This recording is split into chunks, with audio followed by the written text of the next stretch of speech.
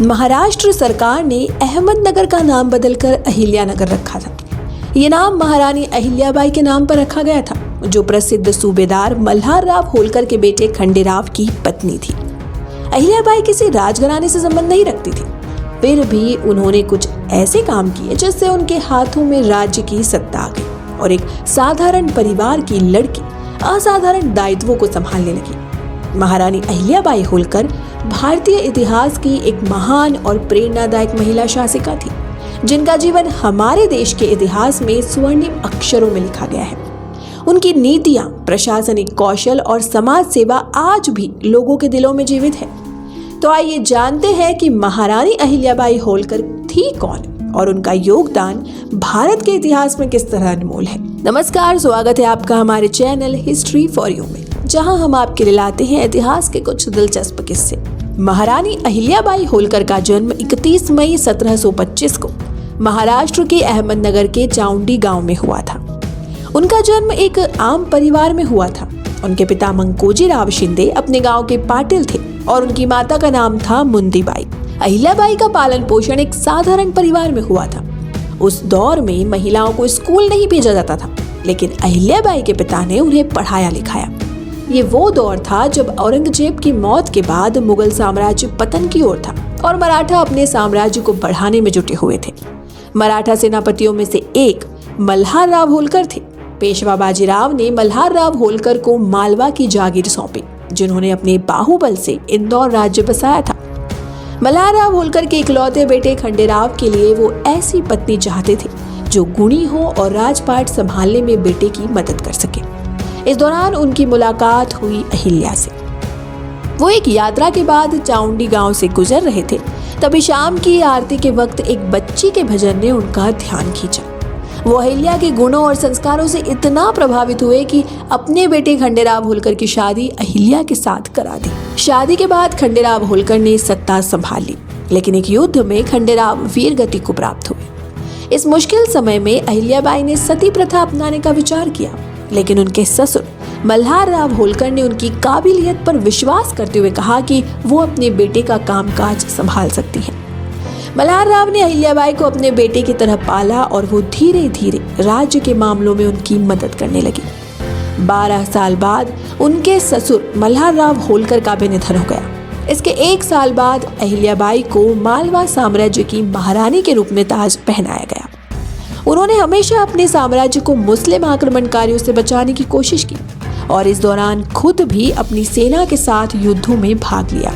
उन्होंने तुकोजीराव होलकर को अपनी सेना का सेनापति नियुक्त किया था।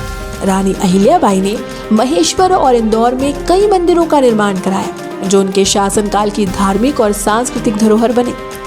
अहिल्याबाई ने राज्य को मजबूत करने के लिए महिलाओं की एक सेना बनाई। उन्होंने महिलाओं को उनका उचित सम्मान दिया और लड़कियों की शिक्षा को बढ़ावा देने की कोशिश की।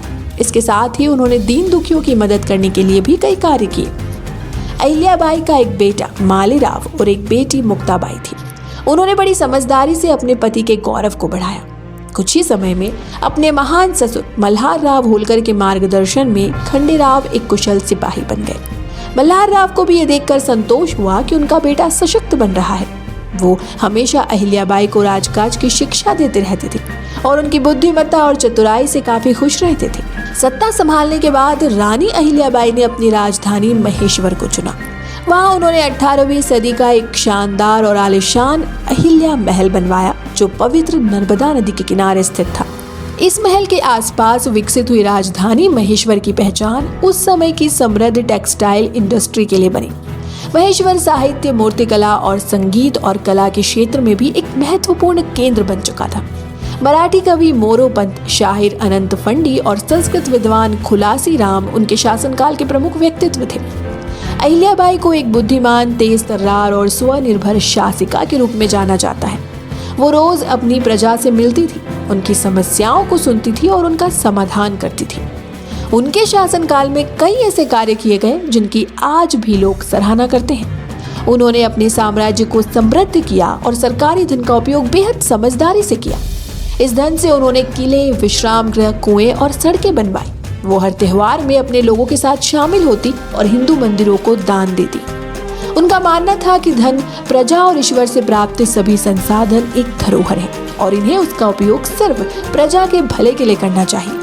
यदि राज्य में कोई उत्तराधिकारी नहीं होता तो उन्होंने प्रजा को दत्तक लेने और सम्मान पूर्वक जीवन जीने का अधिकार दिया। वो खुद प्रजा से मिलकर उनके दुख सुख की जानकारी लेती और न्यायपूर्ण फैसले करती।